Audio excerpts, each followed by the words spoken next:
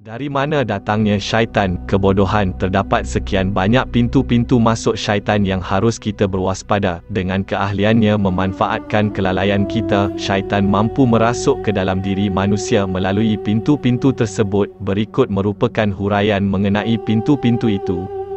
Kebodohan merupakan pintu utama tempat masuknya syaitan untuk menggoda manusia. Tidak keterlaluan jika kita mengatakan bahawa semua pintu masuk syaitan bermula dari sini. Di atasnya lah pintu-pintu yang lain bersandar dan menjadikannya sebagai penahan.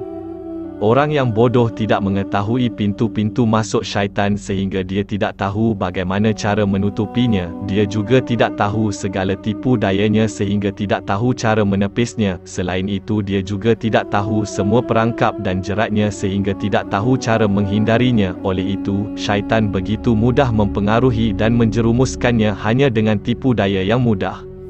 Orang yang bodoh tidak dapat membezakan antara yang baik dan yang buruk. Dia juga tidak dapat membezakan antara sunnah dan bid'ah. Kadangkala, syaitan menjerumuskannya kepada kejahatan kerana menganggapnya sebagai sunnah. Maka orang seperti ini termasuk dalam golongan orang-orang yang rugi. Allah Subhanahu Wa Taala berfirman, "Katakanlah, Muhammad, apakah akan kami beritahukan kepadamu tentang orang yang paling rugi perbuatannya, iaitu orang yang mensia-siakan perbuatan dalam kehidupan dunia ini, sedangkan mereka sangka bahawa mereka berbuat sebaik-baiknya." Surah Al-Kahfi, 103 hingga 104.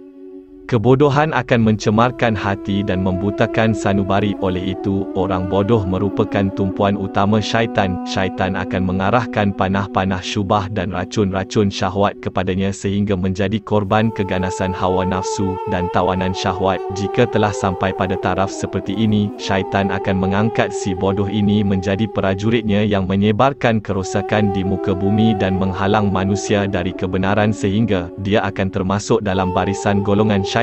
Allah Subhanahu Wa Taala berfirman, "Syaitan telah menguasai mereka sehingga menyebabkan mereka lupa mengingati Allah. Mereka itulah golongan syaitan. Ketahuilah bahawa golongan syaitan itulah golongan yang rugi." Surah Al-Mujadilah 19. Oleh itu, Abdullah Ibnul Mubarak menuturkan, kebodohan ialah kematian sebelum kematian sebenarnya. Sebelum kesuburan, jasad mereka telah menjadi kuburan orang tanpa ilmu laksana. Mayat sebelum dibangkit, dia tidak akan dibangkitkan. Di antara pintu masuk syaitan untuk merasuki orang bodoh ialah sentiasa menghalanginya untuk menuntut ilmu. Dia membisikkan, "Adakah wajar kalau kamu duduk-duduk bersama seorang alim di dalam majlis-majlis ilmu, padahal kamu sudah tua?" Akhirnya, orang ini pun memenuhi seruan syaitan untuk tidak menghadiri majlis-majlis ilmu. Abul Hasan Al-Mawardi berkata, barangkali ada orang yang enggan menuntut ilmu kerana usianya sudah lanjut atau merasa malu untuk menuntutnya ketika sudah tua kerana pada waktu mudanya dia telah mensia-siakannya. Akhirnya, dia rela menerima kebodohan sebagai ciri-ciri khasnya dan lebih memilihnya daripada belajar dan mengaji. Hal ini merupakan tipu daya kebodohan dan kemalasan. Sebabnya ialah jika ilmu menjadi sebuah keutamaan, orang-orang lanjut usianya seharusnya tetap mencintainya kerana memulakan sebuah kebaikan merupakan suatu perkara yang baik. Menjadi orang tua yang mahu belajar jauh lebih baik daripada orang tua yang bodoh. Ada pepatah mengatakan, kamu mati dalam keadaan menuntut ilmu lebih baik daripada hidup dengan dikuasai kebodohan. Ali bin Abu Talib radhiyallahu anhu berkata, jadilah kamu seorang yang alim, atau penuntut ilmu, atau pendengarnya, atau pecintanya, dan jangan menjadi orang yang kelima, sebab kamu akan binasa. Apabila mendapati orang bodoh mempunyai semangat dan keinginan belajar, syaitan akan membisikkannya, kalau kamu menuntut ilmu kemudian tidak mengamalkannya, kelak ilmu itu akan menuntutmu. Lebih baik kamu tidak mempelajarinya supaya tanggunganmu lebih ringan dan alasanmu boleh diterima. Sementara orang bodoh itu akan mengetahui ilmu akan menyingkap kezaliman syaitan dan menghilangkan cubaan serta fitnah yang menguasai dirinya. Ilmu pada hakikatnya ialah pembimbing dan penolong sejati. Sebagaimana percakapan seorang ulama, ketika kami menuntut ilmu bukan kerana Allah, maka ilmu pun merasa enggan untuk diperoleh kecuali jika kerana Allah. Seorang berkata kepada Abu Hurairah radhiyallahu, saya hendak menuntut ilmu dan saya takut jika saya akan mensia-siakannya. Abu Hurairah radhiyallahu anhu berkata, dengan tidak menuntut ilmu sudah dianggap sia-sia. Hal yang sangat menakjubkan, syaitan menggambarkan kepada orang yang bodoh bahawa dia sebenarnya merupakan orang yang pintar. Perkara ini merupakan jeratan terbesar dan penipuan tertinggi syaitan. Khalil bin Ahmad menggolongkan manusia kepada 4 golongan berdasarkan pengetahuan mereka. Dia mengatakan manusia ada 4 jenis.